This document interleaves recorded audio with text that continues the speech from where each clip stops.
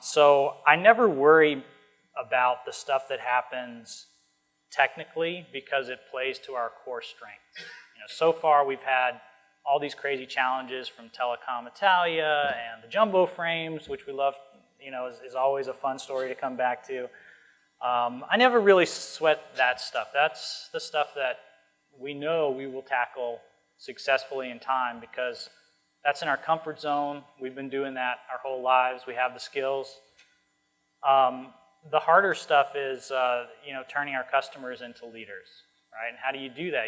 Just like we said, you have to live that role and create that space for themselves, for them. So it feels a little fuzzy, but you have to show them how that is, and then you have to stand back and let them work in their own organizations and be champions and leaders for us. So the technical stuff will come. The leadership is harder. So I want to focus today on the early parts of the process, which really have to do with leadership. And, what starts well ends well. So my thoughts about the methodology and how we do our engagements always really focus on that first piece of the puzzle. If we do that well, the rest of it kind of rolls downhill. That's not to say that we won't have technical hurdles. We will. But if our customers see leadership from us and we cultivate that within them, that's just part of the fun. Those hurdles and challenges are an interesting piece that we'll solve together. They don't seem insurmountable.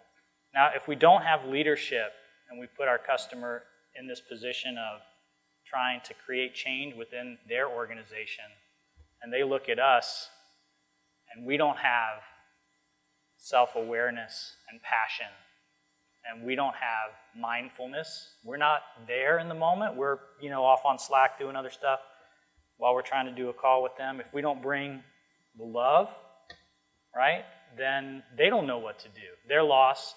They're not sure where we are. It feels like they've got too much change to deal with within their own organization. So this all starts with Marco, spills through me, it spills through my leaders, it spills through you, and our customers become leaders. That's really what's going to empower us to get through these challenges. So a couple of points. I love the rocket thing that you brought, and one thought I had was, how many of us have watched a rocket launch in the last year? Not even me, and I'm a space nerd, right? We want it to become boring. Those first few launches are so challenging, and we get through these incredible hurdles, but we have to make it become just another part of American life. Yeah, we launched another rocket today. Another satellite goes up. That's kind of what we have to do with Delphix, is industrialize it. But those first few are very tough, and we're still in those early stages of trying to mature and learn. I have been through this before. My first job after school, or one of my first, was a company called Metricom. Does anyone know Metricom? Metricom? Okay. So Metricom more or less invented Wi-Fi. So it was probably around 1989 that they got started. And their first product, the Ricochet 1, I think it was 28.8. So that came out in maybe 1991 or 1992. So it's, you still had the modems and the beeping noises, but these guys produced a brick you could plug into your laptop, and they built a microcell network in San Francisco and Boston, a couple other cities, where you could surf the web from your laptop wirelessly. Extremely innovative. And then the Ricochet 2, which came out shortly before we went out of business, so that would have been maybe 1996, was, 768K, very fast for the time. And that company, as I was leaving, I think we did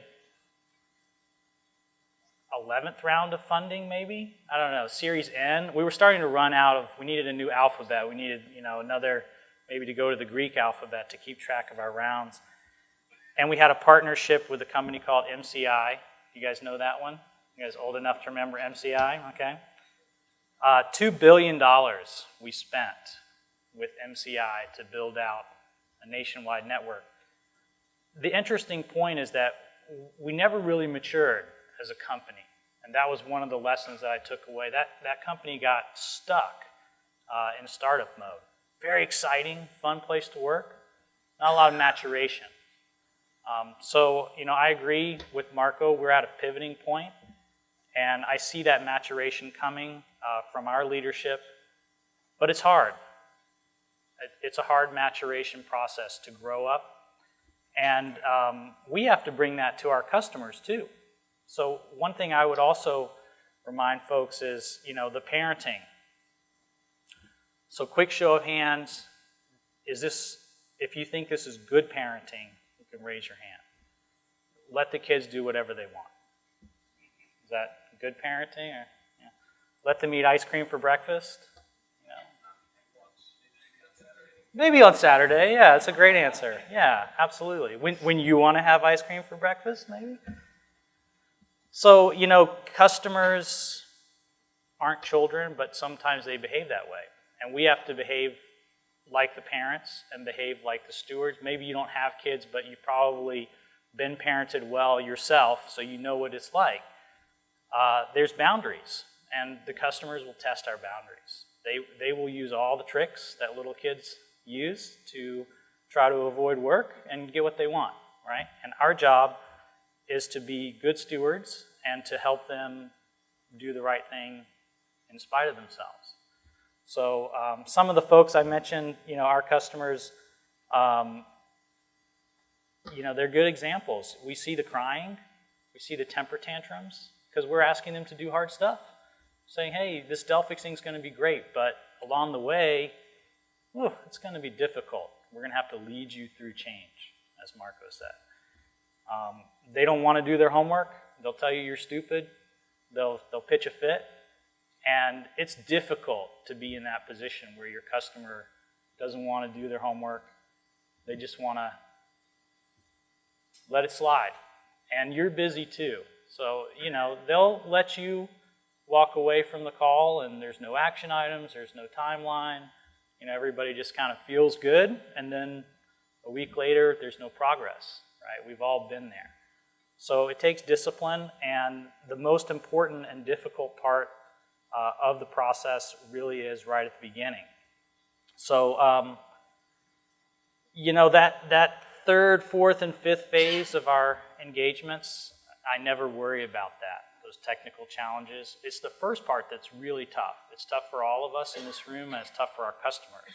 You have to be very disciplined, plan correctly, have all the hard conversations up front, and it's challenging.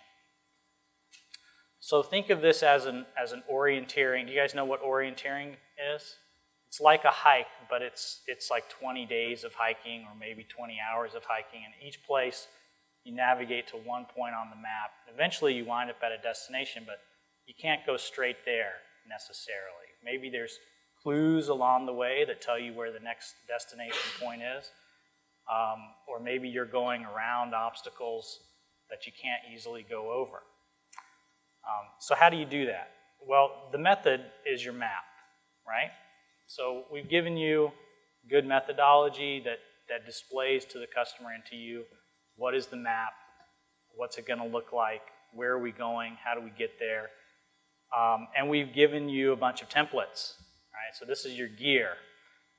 You got your compass, you've got your hydration pack, you've got your hiking boots, you got your poles, and the customer is a tenderfoot. You guys know what a tenderfoot is? Huh? Maybe all of us, yeah. And I didn't know what this was when I was a tenderfoot as a young Cub Scout. I was like, tenderfoot, what is that? Well, after my first long hike, I knew what that meant. Yeah. It's a newbie. They've never done it, right? And they're going to have sore feet.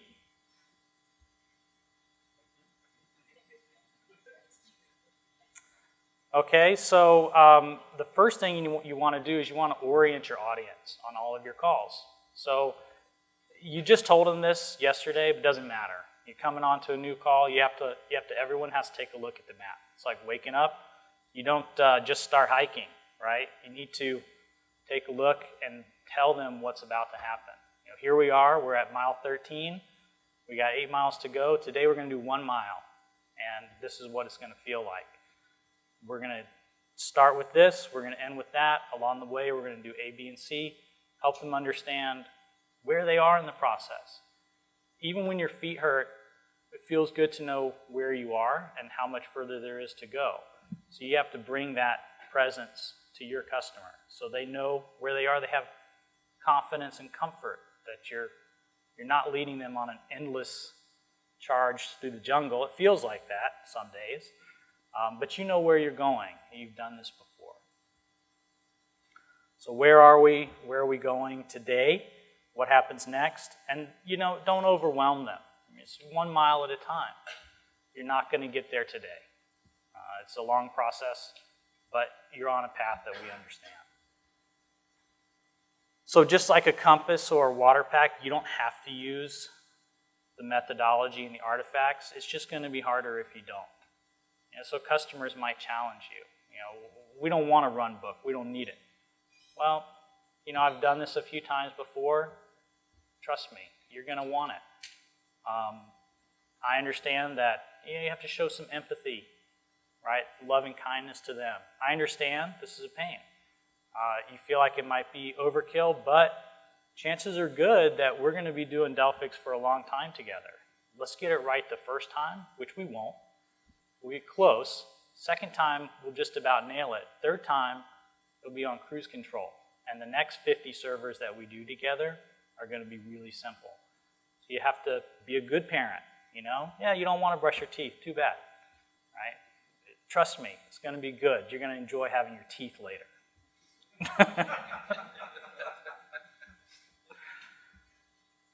Okay, so here's the trick. The customer is a tenderfoot, but they're also leading the expedition.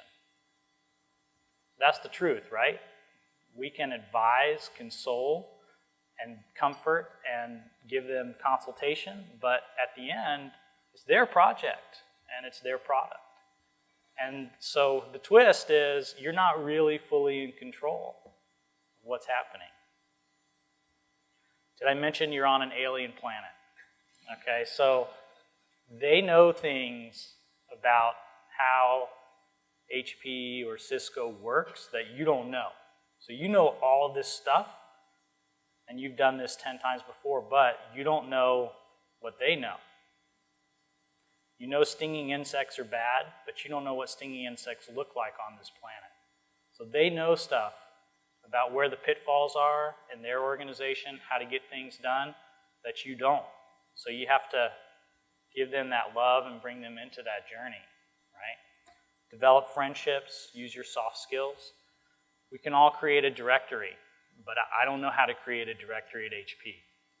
And neither do you until you've brought somebody from HP into your circle of trust, and they're invested emotionally in helping you achieve that. That's the hard part of this job. Does that make sense? Okay.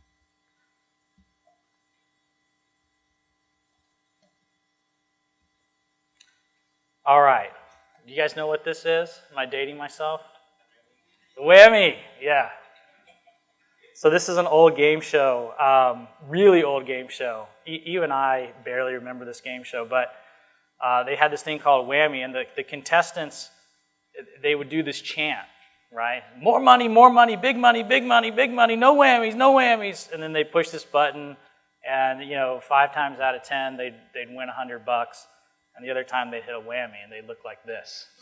Right? So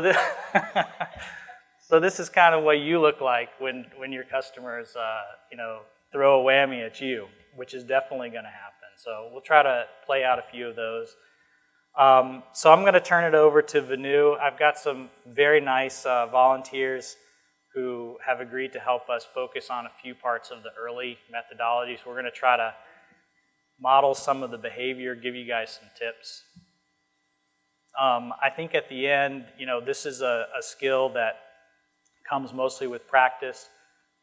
Attending each other's calls is always helpful and fun. So certainly try to, understand the people who do it well and attend some of their calls and let some of that magic that they do sort of rub off on you. And I definitely want to go back on the questions, who, what, when, where, why, and how. We have to constantly be asking those questions and answering those questions proactively. Most of us are really good at what. What are we going to do? We got these 6 things to do, 1, 2, 3, 4, 5, 6. It's not enough. You have to help the customer understand why we're doing those things and how are we going to do them. You have to ask them, how do you create a directory at HP? How's it going to get done for real? And who's going to do it? Project management is not a strict responsibility of the CS team. We have to all do that. So you have to close your calls with, what are we doing? What's the next steps? What's the timeline? When's it going to be done? What you've described to me sounds pretty easy to create a directory at HP. Could we have that tomorrow? Can I check back with you at 2 p.m.? You think it'll be done?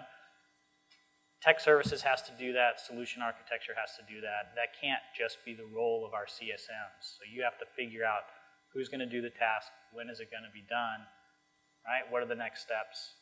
Pretty simple stuff for me to sit up here and say. Not so easy when you'd like to get off the call and your customer would like to get off the call, right? That's where the discipline comes. And, you can't rob tomorrow to pay for today. You have to make some space for yourself to be able to actually execute on those next steps every single time. Just like closing the end of the hike. All right, what are we going to do tomorrow? We're not there yet. We had a great day of hiking. We had a great call. Everybody feels good, but we're not at the destination. What's tomorrow going to look like? Lay it out for them. Telegraph. Okay? All right, so let you steal this. Keep that. I can Yeah? just, Okay. Absolutely.